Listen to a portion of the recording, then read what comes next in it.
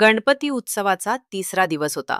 सोसायटीमध्ये गणपती बाप्पांची मूर्ती फुलांनी सजलेली होती. छान आरास मांडली होती. प्रसादाचे वाटप चालू होते. तिथेच गौरीच्या हळदी कुंकवासाठी कॉलनीतल्या बायका जमल्या होत्या. त्यातल्याच वयस्कर मीनलताईंनी बोलायला सुरुवात केली. त्या म्हणाल्या, आपण दरवर्षी गणपतीत आरास करतो, आरत्या म्हणतो, पाहुण्यांना बोलावतो. पण या सणाचं खरं सौंदर्य म्हणजे आपली संस्कृती, ती जपणं, ती साजरी करणं. सगळ्यांनी त्यांच्याकडे कुतूहलाने पाहिलं. यावर्षी आमच्या मंडळात मीटकलाकारच्या मदतीने खास सांस्कृतिक कार्यक्रम ठेवले आहेत.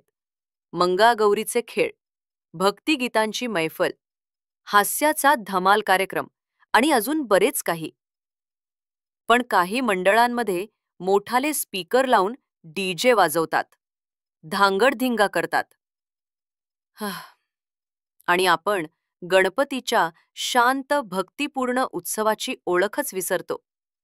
जर आपणच आपली संस्कृती जपली नाही तर ती कोण जपणार? आता सगळ्या सख्या एकाग्रपणे ऐकत होत्या. मीटकलाकार सारख्या संस्थांमुळे कलाकारांना व्यासपीठ मिळतं आणि आपल्याला दर्जेदार प्रसादी कार्यक्रम ऐकायला मिळतात. चला, यावर्षी फक्त डीजे नको असं म्हणायचं नाही.